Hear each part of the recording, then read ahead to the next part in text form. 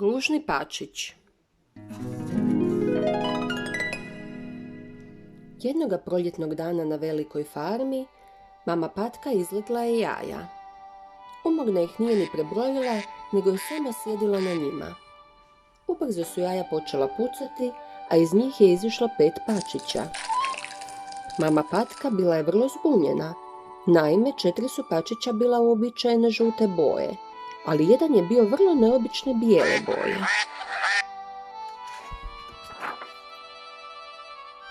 Nitko nije volio tog ružnog pačića. Ostali pačići tjerali su ga od sebe kada bi ih mama povela na plivanje u jezerce, a ostale životinje s farme podrugljivo su mu se smijale.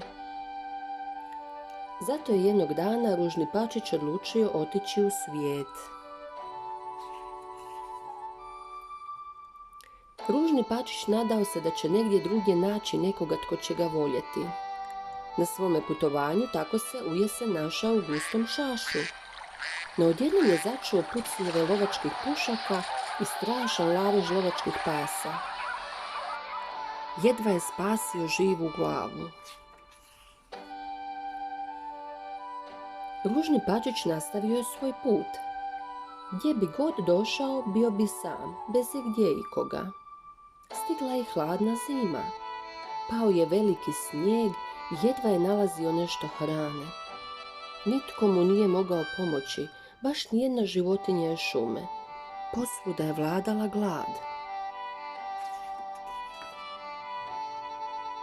Na izmaku snaga, kada je mislio da je svemu došao kraj, jedna dobra žena našla ga je pored svoje kuće. Smilovala se promrzlom pačiću i odnijela ga u topli dom.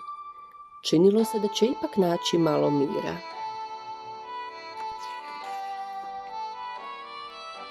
No iako je žena bila dobra srca, nije mogla stalno paziti na njega, a to je itekako bilo potrebno.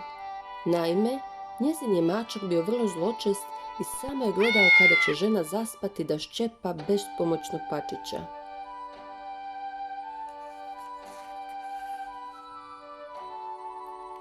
Pačić je jedva preživio do proljeća, a onda je odlučio pobjeći. Ljutiti mačak trčao je za njim, a čak mu se pridružio i kućni pas. Ružni pačić opet se skrivao u šumi. Prolazili su dani i mjeseci, a on je rastao sam i tužan.